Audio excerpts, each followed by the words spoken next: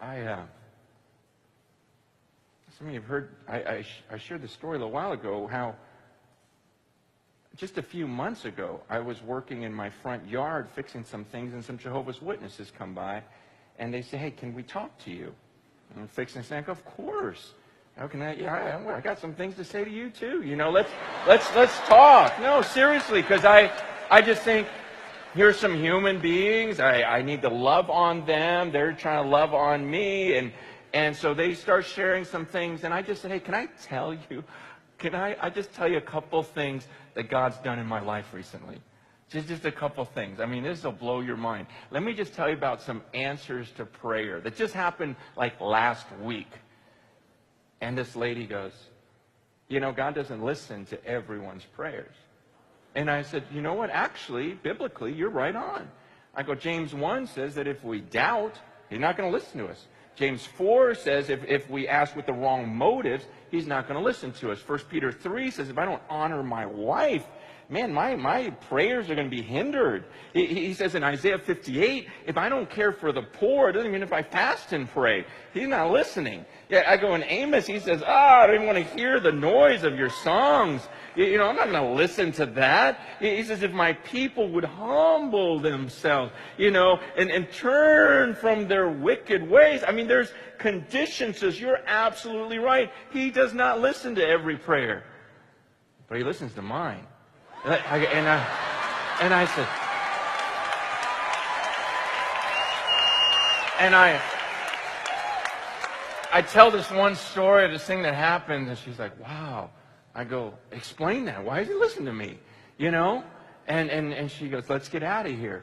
And so her and her friends start walking away. I go, actually, if you don't mind, I'd like to walk with you because I have some more stories.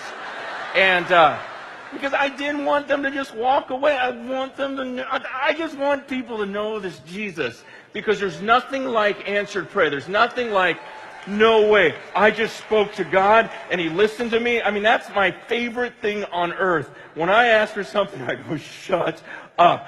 God just listened to me, and look what he did. You can't explain this away. And so I'm telling them these stories as I'm walking with them. Man, I went like a block and a half just telling them. And one of them looks at me, she goes, what are you? Because you one of them Pentecostals? And I go, don't worry about it. I go, here's all you need to know about me. I'm a human being just like you. And I get alone with that book. I get alone with the Bible, and I just read it, and I see stuff I'm supposed to do, and I do it, and I pray to that God in that Bible, that Jesus who died on that cross for me, and I just read that, and I pray to him, and he listens to me, and he's changed me, and everything he's done in my life, it just blows my mind. And she goes, that's your problem. That was literally what she goes, that's your problem. She goes, you read that book by yourself. She goes, you can't understand that book unless one of our leaders explains it to you. And I said, see, that's your problem. No. I said, you're putting all of your trust in someone else. I go, do you understand this is about your eternity? This is about heaven and hell.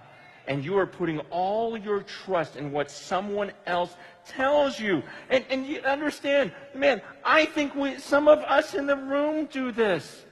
Some of the things we believe and do and hold so dear is not because we found it in this book. It's just because someone told us. And I'm not saying that we don't listen to people who know more than we do. Man, I think there's a time to listen. But at the same time, I see a lot of believers just grabbing on and listening to someone because they're a popular speaker, or listening to someone because he's a good singer, someone appears really intelligent, quotes some Greek words that you don't know any better. You're like, okay, I guess. And you just start listening, and you just follow these supposed scholars. And just like I told those ladies, I go, look, you would never come up with some of these conclusions if you just read this book over and over again. Right now, you guys believe that Michael and Jesus are the same person. You really would have got that from the Bible? You only believe that because someone told you. If you put this verse over here, isn't that kind of the same? Yeah, I go, man, just read it for yourself.